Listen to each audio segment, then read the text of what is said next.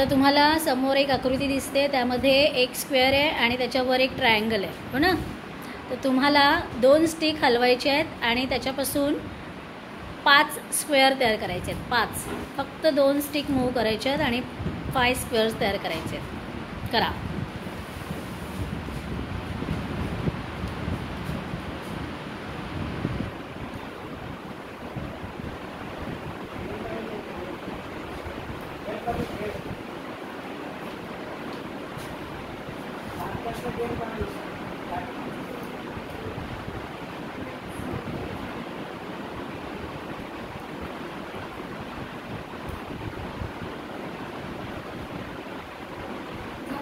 केले?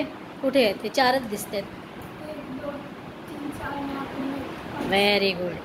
1 2 3 4. छोटे 4 आणि मोठा 1. करून दाखव पुन्हा काय केलंस.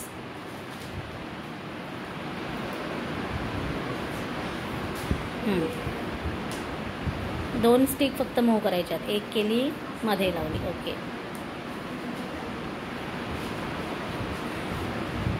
Very good. स्वराजसाठी टाळ्या.